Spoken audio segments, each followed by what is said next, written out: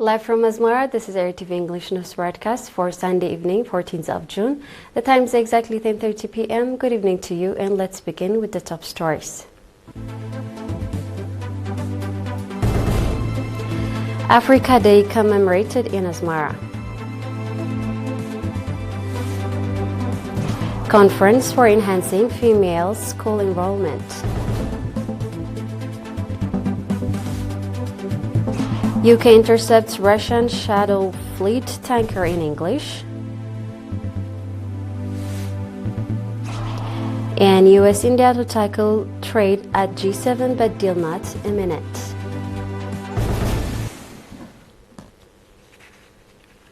Thank you for joining us. Proceed with Alpha Report. The Ministry of Foreign Affairs, in collaboration with the African Group, commemorated the 63rd anniversary of Africa Day on 13th of June at Asmara Palace Hotel under the theme Africa, One Heart, One Land, One Destiny.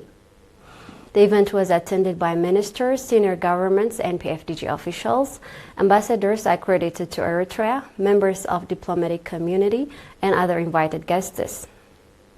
In his keynote address, Mr. Osman Saleh, Minister of Foreign Affairs, said that this year's theme of the African Union is assuring sustainable water availability and safe sanitation system to achieve the goals of Agenda 2063.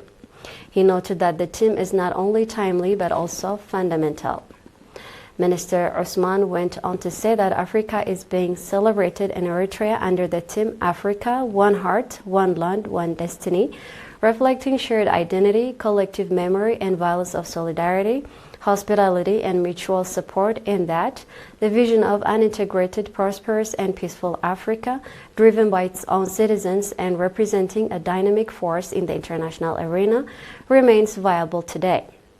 Noting that the African people continue to suffer from poverty amid the enormous wealth of the continent, and that conflicts continue to ravage the continent, destroying lives, property, and opportunities, Minister Osman said it is imperative that the continent undertake a thorough evaluation of its current reality and craft strategies to extricate itself from poverty and conflicts, as well as to augment the integration and complementarity required for collective action. Reiterating that global order is changing, Minister Osman underlined that competition for resources and strategic partnership is increasing, while global challenges such as climate stress, public health threats, and inequality requires coordinated solutions. In the midst of this transformation, Minister Osman stressed the importance of Africa as a rich continent endowed with precious natural resources, managing those resources with integrity, discipline, and a shared long-term vision so that they can drive inclusive growth and sustainable development. Mr. Percy Buzeli Kumsha, Ambassador of the Republic of South Africa to Eritrea, for his part underlined Africa Day is more than a commemoration. It is a reaffirmation of our collective journey that we're bound by a common destiny. This is a golden opportunity for us to conduct continental introspection. That means we cannot act alone in this mission. We need smart partnership. The event was preceded by various joint activities earlier in this week, including a panel discussion on Africa unity in the changing global order, and a football match between the staffs of Ministry of Foreign Affairs and a selected team from the African embassies in Eritrea.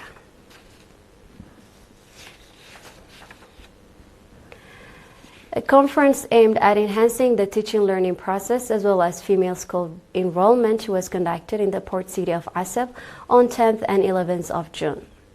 The conference was organized by the Education Office branch in the Southern Red Sea region.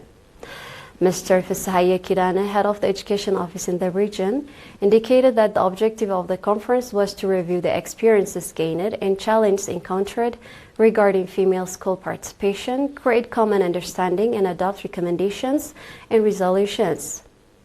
He also expressed his expectation that the conference would thoroughly assess the influence of culture and tradition on female school participation, as well as the role of educating female in ensuring the health of society.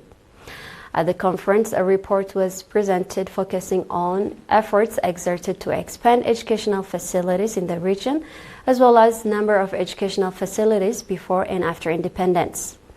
According to the report, preschools have increased by over 7,600%, elementary schools by over 430%, junior schools by 1,000%, and high schools by 1,600%. However, female school enrollment remained very low compared with the expansion of educational facilities, indicating that there are 3 boarding schools and 32 semi-boarding schools in the region. The report noted that female enrollment in the boarding schools stands at 7.5%, while enrollment in semi-boarding schools stands at 25%.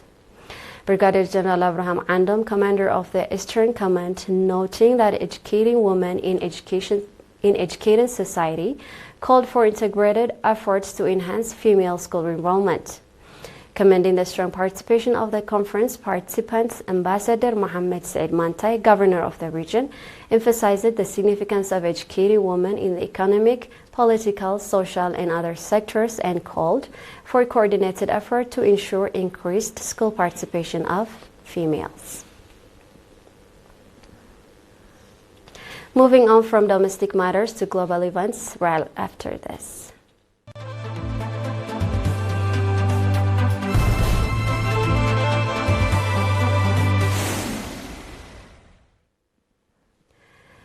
British armed forces intercepted a sanctioned Russian Shadow Fleet oil tanker in the English Channel today, Prime Minister Keir Starmer said in what Britain's Minister of Defence described as the first UK-led operation of its kind. In a statement released today, the minister said military personnel boarded the vessel Smirtos during a 6-hour operation supported by patrol aircrafts, helicopters, and naval bases. The tanker will be moved on the anchored off England's south coast and remain under monitoring while investigation continues, the statement said. Starmer said on social media that the operation had delivered another blow to Russia. French President Emmanuel Macron said on June 1st on social media that French Navy intercepted a sanctioned oil tanker suspected of being part of Russia's Shadow Fleet on May 31st with British support. Kremlin spokesman Dmitry Peskov described the seizure by the French Navy as illegal and said it was bordering on international piracy. He added that Russia was taking measures to ensure the safety of its cargo.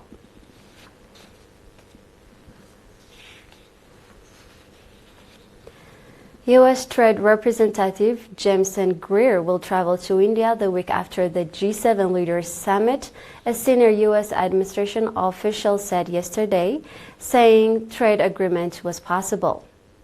Trade would be an issue discussed during President Donald Trump's meeting with Indian Prime Minister Narendra Modi during next week's gathering in France, but no agreement on a trade deal was expected at the summit, the official said. The Group of 7 summit to be held on June 15 till 17 in France will bring together leaders from the world's major economies, including Trump, alongside high-level delegations from other countries such as India. Ties between New Delhi and Washington have been strained by U.S. tariffs on Indian goods and Trump's repeated assertion, which India denies, and that he intervened to end India's brief conflict last year with Pakistan. But the mood has improved in recent weeks, and the country's trade minister last week said the first tranche of bilateral trade agreements could be concluded by mid-July.